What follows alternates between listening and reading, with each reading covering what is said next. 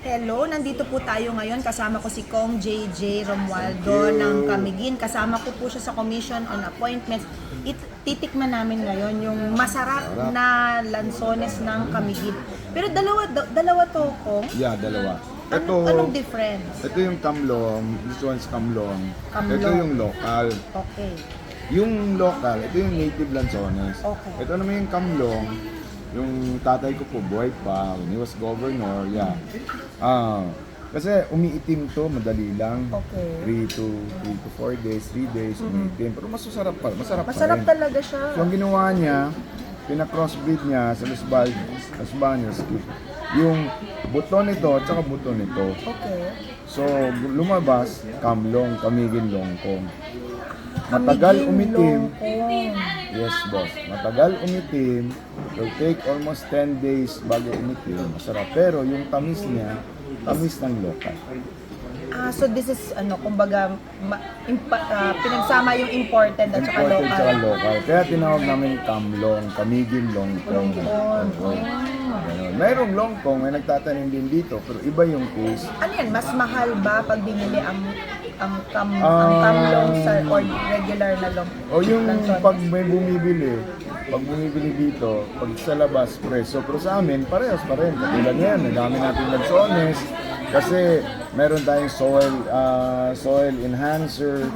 So nabubuhay yung soil, kaya ang daming bunga ngayon.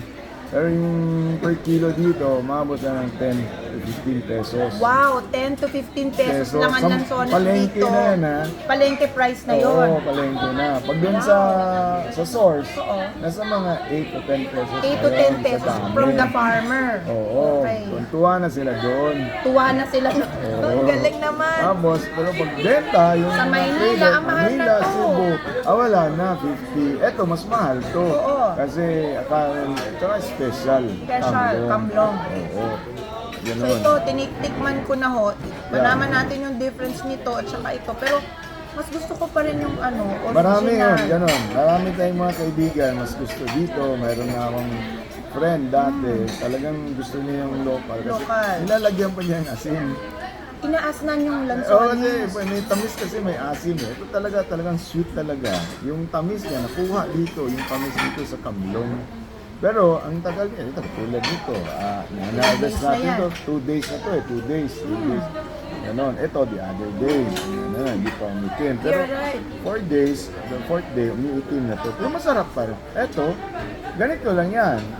Parang longkong talaga. So Hanggang 10 days. kayo mismo pumunta dito sa Camiguin, tingnan nyo yung difference ng local Yeah. at saka yung kamlong. Yeah. Oo nga, no, parang naghalo yung Thailand variety at saka Variety, oo, yung ano niya, yung laki niya, yung balat Itsura. niya, the skin, pero yung tamis, talagang pareho dito sa Camiguin local. lansones. Kaya kung gusto nyong pumunta, katulad ni Boss Lani, Yes. dito, Lansones pumunta kayo. Festival. Oo, magsawa kayo kasi eat all you can ng Lansones Festival Grabe. natin.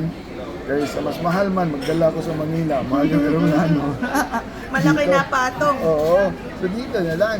Yan. Ganun. So this is enjoy the pa, original, magpapasok ng Camiguin. and Yes. this is the kamlong. Kamlong. So rougher yung itsura. Tama Ito po. mas makinis. Pero pag taste nyo, tama nga iba ang lasa nito. Yeah.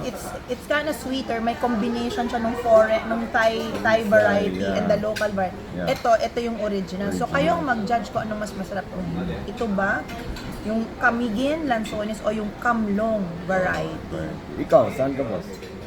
Parang parehas eh. Parang pareho. Pero ito may iba nga, parang lasang international, pang international variety siya. Pang-export. Pang-export. Yeah. Ganun. Pero marami rin na nagdadala dito. Yes. Even dun sa south, namumunga man din sa Basilan, lahat meron sa Lanzones. Pero lahat, even taga Laguna, sila kung gusto manlin, Yes. mas gusto talaga nila yung Ang Camiguin Camiguin. Lanzones. So, this will make you come again. Yeah. In Camiguin. Ayan. Lanzones! Yeah, Salamat, Kang salamat. JJ. Thank Senator you. Bong, hi, thank you. See you soon.